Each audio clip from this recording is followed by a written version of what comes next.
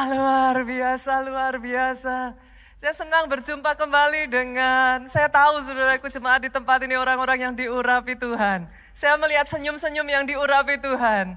Saya melihat senyum-senyum yang diberkati Tuhan. Aminnya boleh yang paling keras.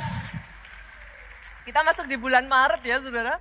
Gak berasa ya, satu catur bulan sudah terlalui di 2025 ini.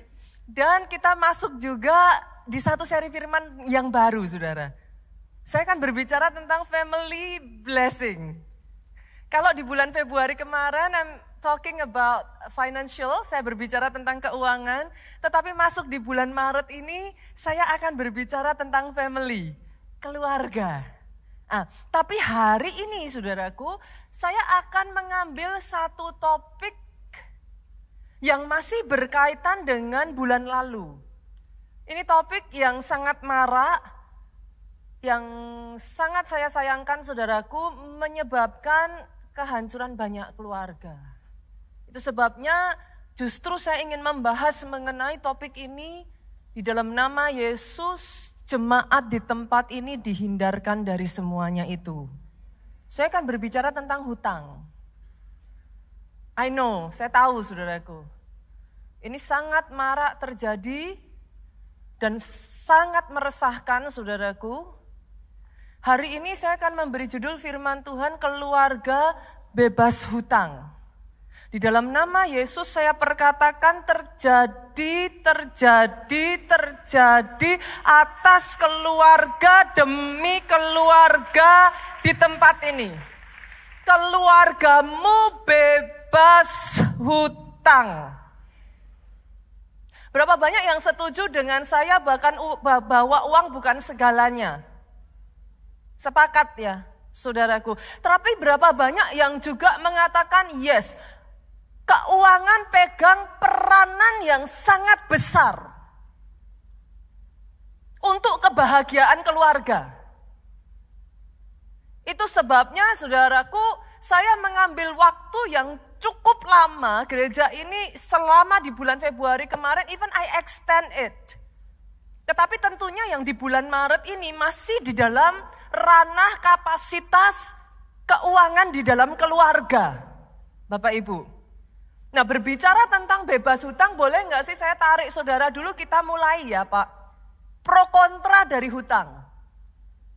Ada yang bilang bahwa pastor, bukannya hutang itu asal hutang, bukan hutang konsumtif.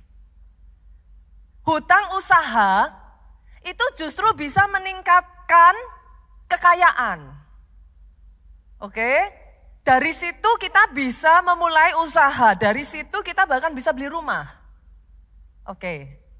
Tapi ada juga sebagian yang kontra akan mengatakan kepada saya, pastor mau hutang apapun bahaya. Jangan. Oke ya.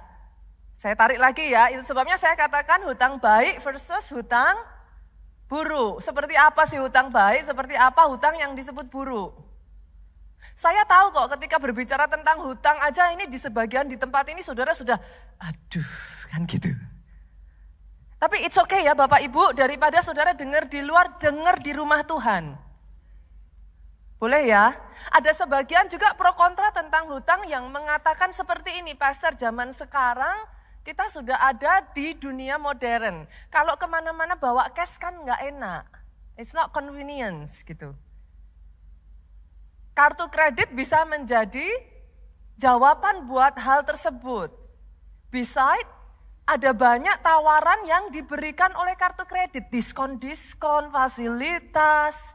Why not? Tapi ada sebagian juga yang mengatakan, pastor, sekalipun itu kartu kredit justru kalau enggak hati-hati bisa membuat kita tergoda besar pasak daripada tiang. Nggak berasa kan, gesek, kan nggak kerasa. Even if, bahkan kartu kredit dan pinjol memberikan bunga yang sangat tinggi sekali. Kalau nggak hati-hati itu bisa menjadi jebakan Batman saudaraku. Malah terjerat pada lingkaran kemiskinan. Oke, saya tahu ada sangat banyak pertanyaan tentang hutang, saudara. In case saudara punya banyak pertanyaan, not only about, bukan hanya bicara tentang debt, tapi tentang hutang, saudaraku. Banyak sangat orang Kristen itu punya pertanyaan, tapi seringkali nggak terjawab. Senggol kiri kanan boleh nggak sih ikut som? Ikut som. Som di gereja kita menjawab itu. They answer it. Ada jawaban. Saya nggak tahu apakah di sini saudara punya pertanyaan sesederhana lah. Yang sedang marak juga dipertanyakan. Persepuluhan. Iya atau tidak? Itu hanya pendetanya atau memang perintah Tuhan? Apalagi saudaraku, orang Kristen harusnya baptis selam atau boleh baptis perci? Nah itu semua pertanyaan. Apalagi saudara? Ada sebagian juga dari saudara yang mungkin mempertanyakan, boleh nggak sih orang Kristen dikremasi? Atau orang Kristen harus dikuburkan? Nah semua pertanyaan-pertanyaan itu saudaraku som menjawab. Jadi senggol kiri kanan sekali lagi. Ayo ikut som. Jangan hanya saudaraku cari dari luar, ujung-ujungnya bikin tambah pusing. Saya balik lagi ya, saya tarik balik lagi ya. Let's talk about hutang. Kita berbicara tentang hutang. Saya akan melandasi, boleh nggak saya omong ini dulu saudaraku. Saya sampaikan ini dulu. Sangat penting bagi kita untuk saling menghargai satu dengan yang lain. Oke ya. Jangan akhirnya gara-gara satu topik ini malah bertengkar. Oke, ini sesama pelayan Tuhan juga loh ya Bapak Ibu. Jangan gara-gara satu topik ini kalau enggak hati-hati saling menyalahkan. Saya landasi dengan itu dulu ya.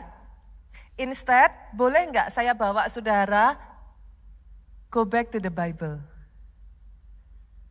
Berapa banyak dari saudara di tempat ini sebagai bagian dari keluarga Allah mempercayai bahwa Alkitab adalah satu-satunya kebenaran yang kita percayai yang dari Tuhan. Aminnya boleh paling keras di tempat ini. Kalau mempercayai Alkitab kita udah sepakat. Saya tarik balik dalam Alkitab boleh nggak? Oke, bukan Nita 101 loh ya. We go back to the Bible. Kita buka yuk. Landasan pertama tentang hutang. Roma pasalnya yang ke-13 ayatnya yang ke-8. Saya mau semua jemaat baca dengan suara yang paling keras bersama-sama. 2, 3. Janganlah kamu berhutang apa-apa kepada siapapun juga. Tetapi hendaklah kamu mengasihi. Jadi kalau saya tanya kepada saudara, ayat firman Tuhan mengatakan apa? Janganlah kamu berhutang apa-apa